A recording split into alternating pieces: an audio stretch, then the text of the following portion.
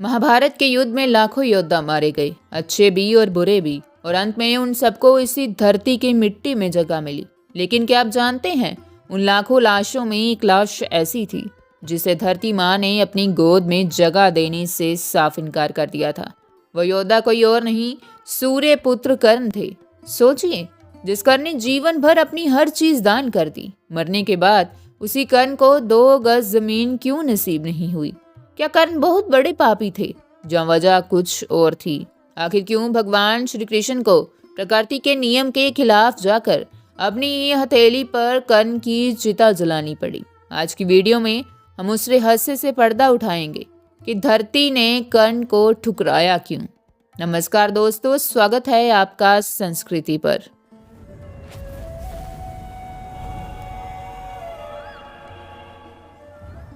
कहानी शुरू होती है कुरुक्षेत्र के युद्ध की उस शाम से, जब अर्जुन के बाणों से छलनी होकर कर्ण मृत्यु शैया पर पड़े थे।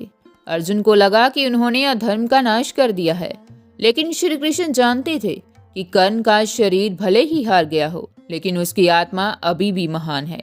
भगवान श्री कृष्ण ने अर्जुन से कहा, पार्थ, तुम्हें लगता है तुमने कर्ण को मारा है। आओ, मैं तुम्हें प्रमाण देता हूँ कि कर्ण क्यों दानवीर कहलाता है। भगवान श्री कृष्ण और अर्जुन एक गरीब ब्राह्मण का वेश बनाकर वहां पहुंचे। भगवान श्री कृष्ण बोले, हे दानवीर, हम बहुत दूर से आए हैं, हमें कुछ दान चाहिए। कर्ण, जो हिल भी नहीं पा रहे थे, उन्होंने कहा, विप्रवर, मैं मृत्यु की गोद में हूँ, मेरे पास आपको देने के लिए कुछ नहीं। भगवान श्री कृष्ण ने ताना मारा, तो क्या हम ये मान लें कि दानवीर कर्ण हमें खाली हाथ लौटा रहे हैं? ये बात कर्ण को चुभ गई। तभी कर्ण की जीभ उनके सोने के दांत से टकराई। कर्ण ने पास पड़ा एक भारी पत्थर उठाया और पूरी ताकत से अपने मुंह पर दे मारा। दांत टूटकर बाहर आ गया। कर्ण ने वो खून से सना दांत अपने आंसुओं से धोआ और ब्राह्मण के चरणों में रख दिया।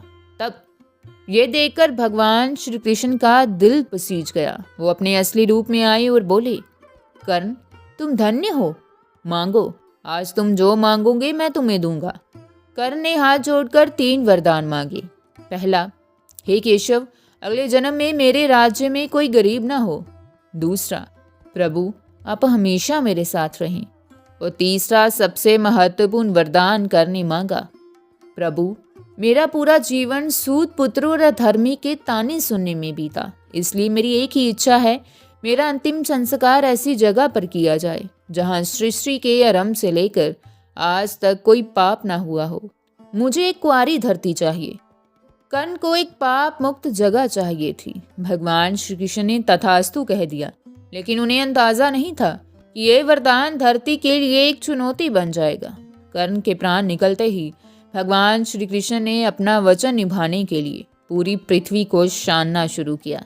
वो हिमालय की चोटियों पर गए, घने जंगलों में गए, पवित्र नदियों के तट पर गए, लेकिन उन्हें 1 इंच भी ऐसी जगह नहीं मिली जहां कोई पाप ना हुआ हो। कहीं किसी जीव की हत्या हुई थी, कहीं झूठ बोला गया था, तो कहीं युद्ध का खून बहा था। कलयुग की आहट आ चुकी थी और धरती का कण कण पाप से मैला हो चुका था। यही वो कारण था कि धरती माँ कर्ण को जगह नहीं दे पाई। धरती ने कर्ण से नफरत के कारण मना नहीं किया था, बल्कि धरती विवश थी।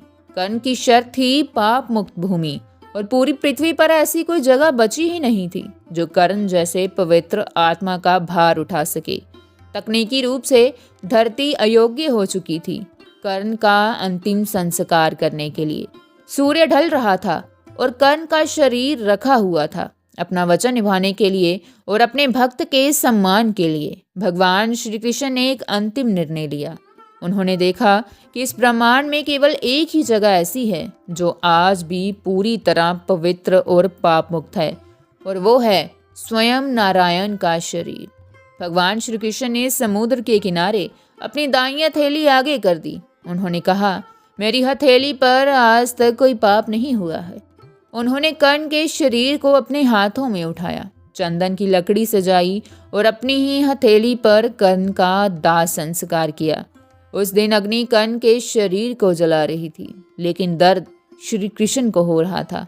उन्होंने अपने सबसे प्रिय शत्रु और मित्र को अपने हाथों से विदा किया। तो दोस्तों, इस तरह धरती के मना करने के बाद भगवान को खुद आगे आना पड़ा। ये कहानी हमें बताती है कि अगर आपका त्याग सच्चा हो तो भगवान नियमों को भी बदल देते हैं। आपको क्या लगता है, क्या कर्ण के साथ महाभारत में न्याय हुआ था? कमेंट में जस्टिस फॉर कर्ण जरूर लिखें।